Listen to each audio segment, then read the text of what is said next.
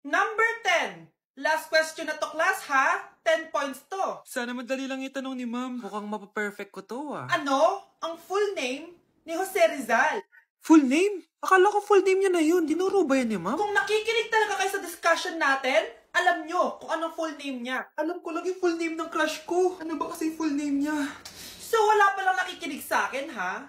Sige, perfect sa exam ang makakasagot sa akin. Ma'am, alam ko po. Okay, Cheska, ang full name ni Jose Rizal ay Jose Protasio Rizal Mercado y Alonso Rialonda. Very good! Perfect ka na, ha? Yes, thank you, ma'am. Ma'am, bakit pa ba namin kailangan pag-aralan yung full name ni Rizal? Itatanong ba yun sa amin kapag mag-a-apply na kaming trabaho? Oo nga, ma'am. Parang di naman kailangan pag-aralan yan. Perfect na sana ako, eh. Pinag-aaralan natin siya kasi marami siyang nagawa at naiambag sa bayan natin. Kayong dalawa, ano naiambag nyo? Di ba puro lang kayo reklamo at panigat sa bahay? Sabi ko nga po, ma'am. Tao po. Ano po yun? Huliin ka namin. Hala, bakit po? Ano pong ginawa ko? Palag ka na sa daan eh. Ay, di po totoo yun. Babe po ako. Sumama ka na sa amin. Ayoko po. Wala pong kasalanan. Di ka sasama? Bakit ako lang? Lumalabas din naman yung iba dyan, Oo nga. Kaya nga pati crush mo nahuli eh. Nahuli crush ko? Oo. Ma! Magbabakasyon lang ako. Mga 1 year. Tara na.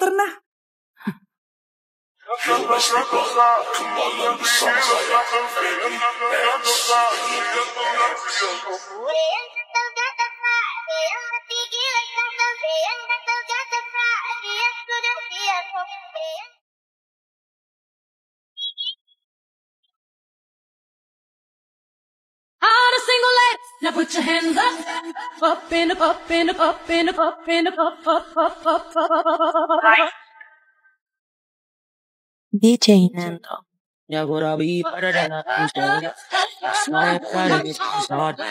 Anak, magpagaling ka lang, ha? Nay, ayoko na dito sa ospital. Ang daming may sakit. Kailangan mo nang gumaling, Scarlett, para makapag-date na tayo ulit. Oo, babe. Magpapagaling ako. Hello. Kamusta na po siya? Doc. Okay naman po siya. Pwede na po ba kami lumabas ng hospital? May bad news ako sa inyo. Nay, bad news daw. Hindi naging maganda yung mga resulta ni Scarlett. 3 araw na lang siyang mabubuhay. Hindi pwede! Ayoko! Ha?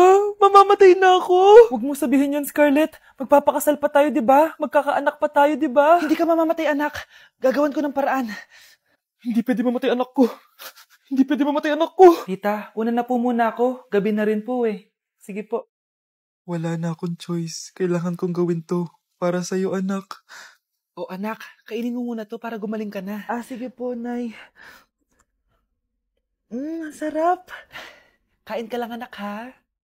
Hello. Kamusta siya? Doc, parang lumakas ako ngayon. Talaga, anak? Malakas ka na? May good news ako sa inyo. Naging okay lahat ng results ni Scarlett. Grabe, parang himala. Pwede na kayong lumabas dito sa hospital. Makakalabas na tayo ng hospital, Nay! Oo, anak! Gagawin ko lahat para sa'yo, anak. Sa wakas, nakauwi na din tayo, Nay. Namiss ko tong bahay natin. At dahil dyan, pagluluto kita ng paborito mong ulam, anak, para di ka na magkasakit. Grabe, ang sarap naman neto, Nay. Parang kakaiba yung karne neto, pero ang sarap. Kain ka lang, ha? Teka, Nay. Dumating po ba yung boyfriend ko? Nandito siya, anak. Totoo, Nay? Nasaan siya? Babe! Ayan siya. Kinakain mo.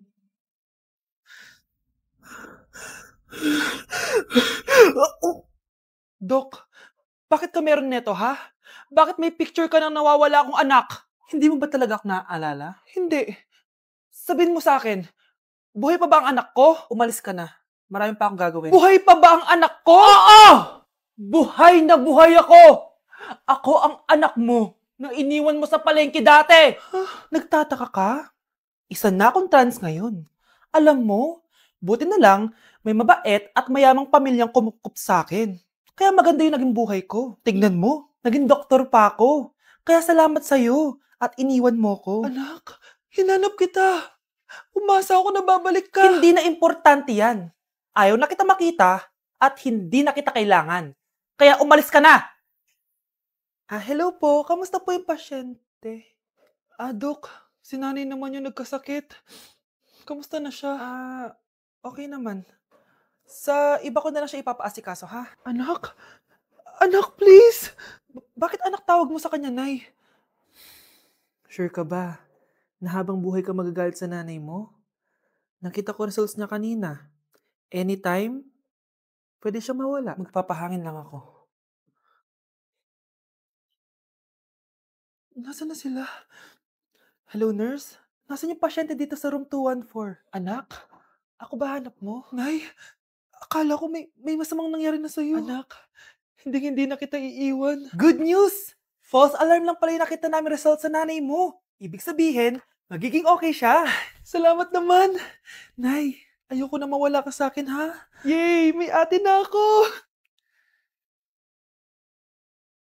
Delivery po. Anong delivery? Parang wala naman ako in-order, kuya. Nakasulat po dito, Susan. Kayo po ba yun, ma'am? Oo. Sige, baka nakalimutan ko lang. Nay, ano po yan? Cellphone? Di ba mahal to? Opo, Nay. Paano ka nakabili niyan? Siguro nanalo ng raffle si nanay. Nay? Oo, anak. Bakit? Nabalitaan niyo na ba, Nay? Uso yung mga scammer ngayon. Totoo ba? Grabe na talaga ngayon, anak. Sabi sa nakita ko, Nay, nang scam daw siya ng mamahaling cellphone gamit ang credit card ng ibang tao. At ito pa yung malala, Nay. Nang scam daw din siya ng pera. Delivery po. May delivery ata, anak. Delivery po. Ikaw na naman, kuya. Susan po ulit, ma'am. Wala naman nga ako in-order. Wala akong magagawa dyan, ma'am. Sa'yo nakapangalan eh. Sige na po, una na ako. Ano na naman laman neto? Pera? Ito ba yung sinasabi ni Scarlett na galing sa scam? Pero bakit sa akin nakapangalan? Anong gagawin ko dito? Hindi naman ako yung scammer. Nay, may naghahanap po sa inyo sa labas. Anak! Sige, pupunta na ako.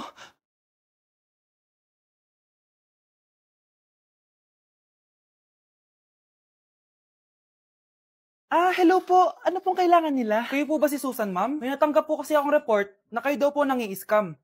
Scammer? Hindi ako scammer, Ma'am, sa'yo nakapangalan ng mga parcel. Kaya sumama ka na sa amin. Hindi nga ako scammer!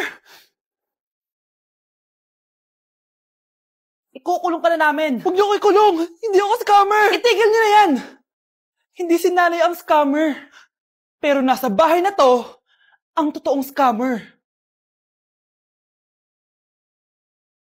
Ganda nito, Sana maging successful yung pagbebenta ko ng damit mo, na. Mahal, ang dami nating ibebenta mamaya. Manifest natin na makabenta kayo, Nay, para makaahon na tayo sa kahirapan. Hindi ako makapaniwalang nabili ko na yung pangarap kong tig 200,000 na relo. Wow, ang ganda niyan, Tay. Anak, tignan mo ito binili sa akin ng tatay mo. Diba ang ganda? Hala, di ba mahal yan, Nay? Mas mahal pa to sa bahay ng kapitbahay natin, no? Magbebenta ulit kami mamaya para mas marami tayong pera.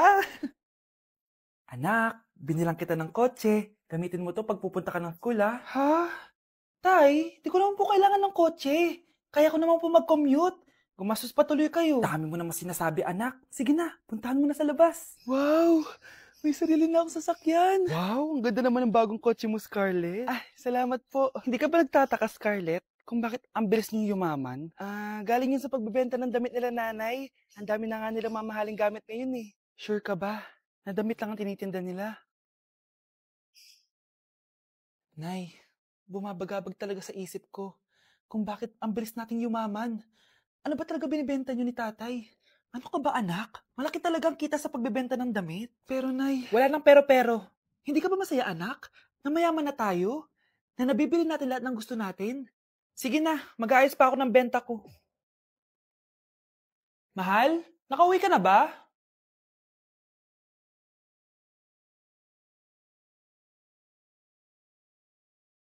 Ano ba talagang laman neto?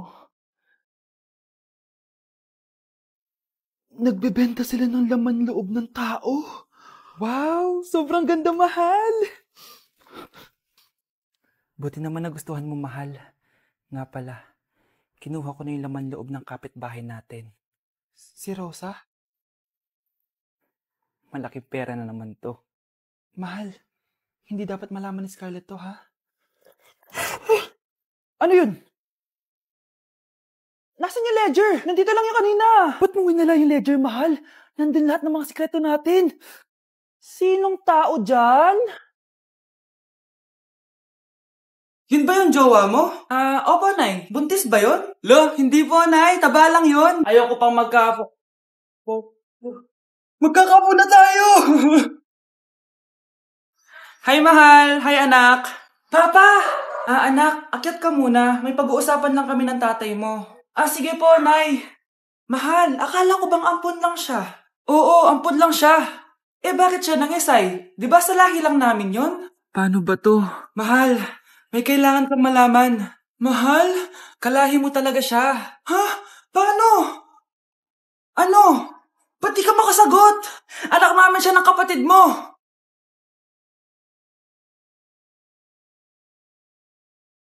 Rosa, paano mo nagawa sa akin to? Ako nga wala akong anak sa labas. Mahal, pasensya ka na. Mahal?